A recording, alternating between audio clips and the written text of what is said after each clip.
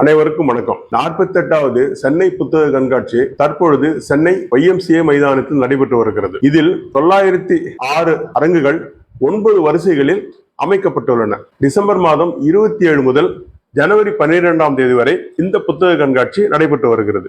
1977 முதல் இந்த புத்தக கண்காட்சி நடைபெற்று வருகிறது. நான் 1979 முதல் தற்பொழுது வரை இந்த புத்தக கண்காட்சிக்கு செல்லும் வழக்கத்தை வைத்து நான் புத்தகங்கள் வாங்கி வருகிறேன். உலக வரலாற்றையே புரட்டி போட்ட புத்தகங்கள்னு 2 சொல்லலாம். அது நிறைய பேருக்கு தெரிஞ்சிருக்கும். காரல் மார்க்ஸ் எழுதிய தாஸ் கேபிட்டல், இன்னொன்று சார்லஸ் டார்வின் எழுதிய தி ஸ்பீசிஸ் ஆஃப் ஆரிஜின். இந்த 2 புத்தகங்களும் இந்த உலக வரலாற்றையே எழுதி போட்டுச்சு நம்ம சொல்லலாம். நிறைய பேருக்கு தெரிஞ்சிருக்கும். இருந்தாலும் இதை நான் திருப்பி சொல்றேன். எனக்கு பிடித்த 10 புத்தகங்களை பத்தி இப்ப நான் சொல்ல போறேன். இது நான் கடந்த 2-3 வருடங்களாக நான் படித்த புத்தகங்கள். முதல்ல பொன்னியின் செல்வன், சாண்டில்யன் அவர்கள் எழுதியது. இது ராஜராஜ சோழனுடைய வரலாற்றை அடிப்படையாக வைத்தது, அனைவருக்கும் தெரியும். அடுத்ததாக நான் பார்த்தசாரதி எழுதிய மணிப்பல்லவம். இது ஒரு சரித்திர நாவல், மிகவும் நன்றாக இருக்கும். மூன்றாவதாக கடல் கொண்ட தென்னாடு, கண்ணதாசன் எழுதிய ஒரு நாவல். இது லெமூரியா கண்டத்தில் வாழ்ந்த மக்களை அடிப்படையாக கொண்ட ஒரு நாவல், மிகவும் நல்ல நாவல். அடுத்ததாக கள்ளிக்காட்டு இதிகாசம், இது வைரமுத்து எழுதிய நாவல். இதுவும் மிகவும் நன்றாக இருக்கும். அடுத்ததாக பயண கட்டுரை வரிசையில் திரு முகில் அவர்கள் எழுதிய பயண சரித்திரம். இந்த புத்தகம் மிகவும் நல்லா இருக்கும். அதுல ஆங்கிலேயர்கள் கடல் பெயர்ந்து பல நாடுகளுக்கு போயிருப்பாங்க. அதுல அவங்கள பத்தி நிறைய ஆரம்பகால வரலாறுகளை மிகவும் விரிவாக சொல்லும் ஒரு புத்தகம். அதுல ஆங்கிலேயர்களுக்கு எப்படி பெயர் வந்தது, சில பேரெல்லாம் எப்படி வந்ததுன்ற மாதிரி அதுல நல்லா அழமையா சொல்லியிருப்பார். ஒருத்தருடைய தந்தை பெயர் ராபர்ட்ஸ்ன்னு இருக்கும், அவருடைய பையன் பேரு அவர் எப்படி வந்தது அப்படின்னு இருக்கும். அதே மாதிரி ராபின் அப்படின்னு சொல்லி ஒருத்தரோட பேர் இருக்கும், அவரோட பையன் ராபின்சன் அப்படின்னு அந்த மாதிரி வந்திருக்கும். ஒரு தந்தையனோட பெயர் ரிச்சர்ட்சன் இருக்கும், அவரோட பையன் பேர் ரிச்சர்ட்சன் அப்படின்னு அதுல எப்படி ஆங்கிலேயரோட பேர் எப்படி மருவி காலப்போக்கில் ரொம்ப விரிவா சொல்லியிருப்பாரு. அடுத்ததாக பாலகுமாரன் எழுதிய புருஷவரம். இதுவும் ரொம்ப விறுவிறுப்பான நாவல். கையில எடுத்துட்டோம்னா அது நம்ம படிக்காம விட மாட்டோம். அந்த மாதிரி ஒரு விறுவிறுன்னு செல்ற ஒரு நாவல், நல்லா இருக்கும். அடுத்ததாக நினைவுகள் அழிவதில்லை, நிரஞ்சனா எழுதிய புத்தகம். மிக அருமையான புத்தகம். இது ஒரு மொழிபெயர்ப்பு நாவல். இதை ஆர்வம் உள்ளவர்கள் வாங்கி படிக்கலாம். அடுத்ததாக ராகுல சாங்கிருத்தியாயன் எழுதிய வாக்கியாவிலிருந்து கங்கை வரை. இதுவும் ஒரு நல்ல புத்தகம், அனைவரும் படிக்க வேண்டிய புத்தகம். ஆரம்ப கால படிப்பாளிகள் படிக்கணும்னு நினைக்கிறவங்களாம் இதை படிச்சா உலக வரலாறுகள் தெரியும், இந்திய வரலாறு இதில் தெரியும். அடுத்ததாக மதன் எழுதிய கிமு கிபி. இதுவும் பழங்கால வரலாறுகள், ராஜாக்கள், ராஜகுருமார்கள், அவருடைய ராஜகுருன்னு சொல்லுவாங்க இல்லையா, அவர்கள் செய்த சதிகள், இதை பற்றி விளக்கும் ஒரு நாவல். அடுத்ததாக 10வதாக மார்க்சிம் கார்கி எழுதிய தாய் நாவல். இது அனைவருக்கும் நிறைய பேருக்கு தெரியும். ரொம்ப ஒவ்வொருவரும் படிக்க வேண்டிய நாவல். இந்த நாவல்கள் எல்லாமே தற்பொழுது இந்த புத்தக கண்காட்சியில் கிடைக்கின்றன. ஆர்வமுள்ளவர்கள் வாங்கி இதை பயன்படுத்தி படிக்கலாம். முதலாவதாக பூக்குழி நாவல். இது பெருமாள் முருகன் எழுதிய நாவல். சாதிய முரண்களை பற்றி விளக்கும் நாவல். மௌனமாயிருக்கும் சாதிய பிடிப்புகளில் எரியப்பட்ட ஒரு கல். இதுல உள்ள மொத்த பக்கங்கள் 157 பக்கங்கள். விலை 200 ரூபாய். காலச்சோடு பதிப்பகம் வெளியிட்ட நூலாகும். அடுத்ததாக இடக்கை, எஸ்ரா என அழைக்கப்படும் எஸ் ராமகிருஷ்ணன் எழுதிய நாவல்.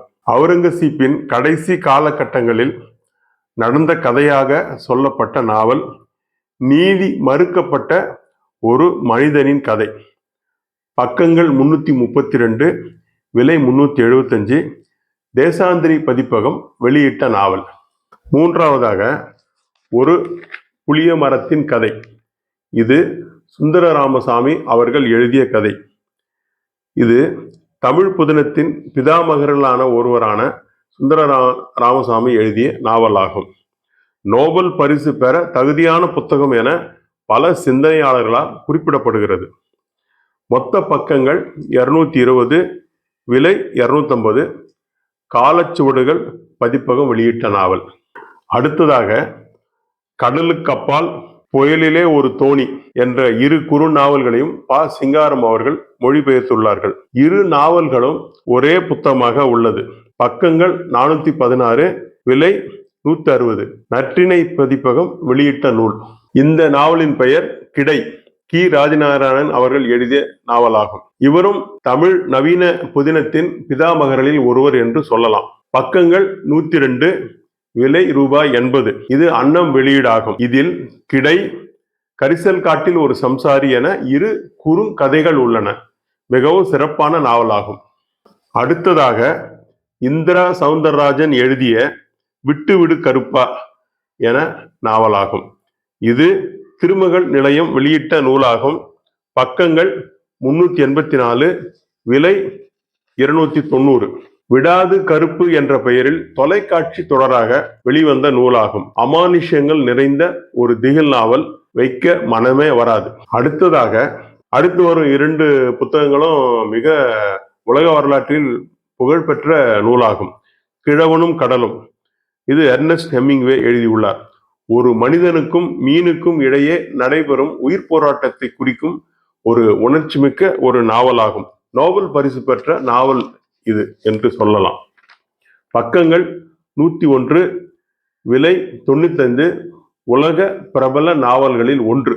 அடுத்ததாக 7 தலைமுறைகள், அலெக்ஸ் ஹேலி எழுதிய நாவலாகும். இதனுடைய பக்கங்கள் 304, விலை 300. சிந்தன் புக்ஸ் வெளியீடு.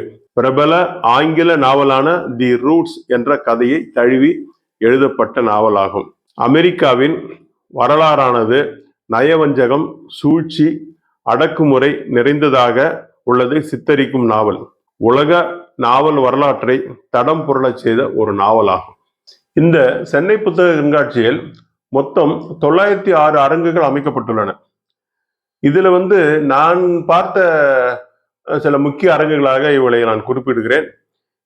இவைகளை நான் விளம்பரத்துக்காக சொல்லவில்லை. நான் பார்த்த வரையில் நல்ல அரங்குகளாக இருந்தன என நான் சொல்ல வருகிறேன். 1 காலச்சுவடு பதிப்பகம், 2 அன்னம், 3 நற்றிணை பதிப்பகம், 4 தேசாந்திரி பதிப்பகம், 5 Vikatan, 6 new century book house, 7 Hindu Tamil திசை, 8 கிரியா, 9 ஹிக்கின் பாதம்ஸ், 10 கலைஞர் கருவூலம். இந்த 10 கருவூலங்களையும் நான் புத்தக நிலையங்களையும் நான் பார்த்து அதில் புத்தகங்கள்லாம் என்னன்றதை நான் பார்த்தேன். இது இல்லாமல் நிறைய அரங்குகள் இருக்கு. வாசகர்கள் படிக்க விருப்பம் உள்ளவர்கள் மற்ற தங்களுக்கு பிடித்த அரங்களையும் பார்த்து புத்தகங்களை தேர்வு செய்யலாம். வணக்கம்.